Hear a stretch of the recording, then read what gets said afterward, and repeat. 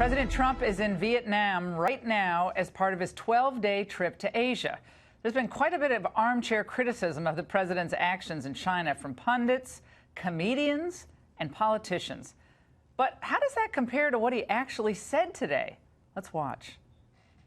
Trump almost got on his knees, pulled out a ring, and proposed to the Chinese premier. I spoke openly and directly with President Xi about China's unfair trade practices. It'd be more accurate to say Trump has spent his visit to China with nose in butt. We can no longer tolerate these chronic trade abuses, and we will not tolerate them. And it's one thing to not blame them. It's another thing to praise them for ripping America off. I expressed our strong desire to work with China to achieve a trading relationship that is conducted on a truly fair and equal basis. You can almost hear the leadership of the Chinese government laughing from China to America. The current trade imbalance is not acceptable. We are not going to let the United States be taken advantage of anymore.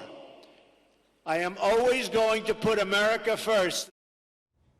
Yeah, it sounds like he's really kissing up to the Chinese there. And joining us now for reaction is Lieutenant Colonel Tony Shaffer. He's a former intel operative and vice president of the London Center for Policy Research.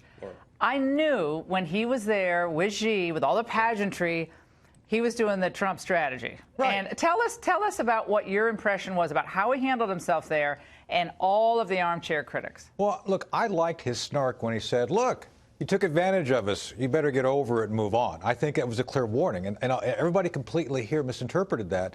The other thing, Laura, they showed him a great deal of deference. I mean, he's the first leader that's been to the Forbidden City. That's just not done, and yet this is completely missed by the mainstream media. It's all about snark. The other thing that he said very clearly, now I don't know this for a fact, but I have a feeling that one of the things that he was probably suggested to threaten is their most favored nation trade status.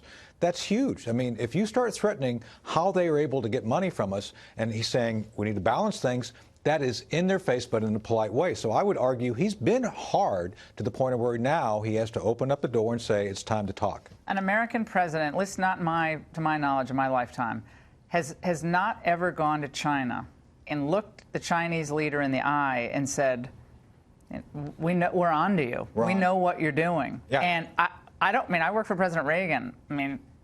Obviously China was a member of the WTO back then. But in Clinton, Bush, didn't happen. Right. Didn't happen. So I think that was actually so refreshing. And he kind of said, oh, I don't blame you. And he goes over to Vietnam. You don't think the Chinese were watching him right when he lands in Vietnam? And it was happened at 3:30 in the morning. That's the other point I was going to make. The Reagan folks, I think, used to prepare. Bud McFarland's a friend of mine. They used to always spin President Reagan up to focus on the man, play the man.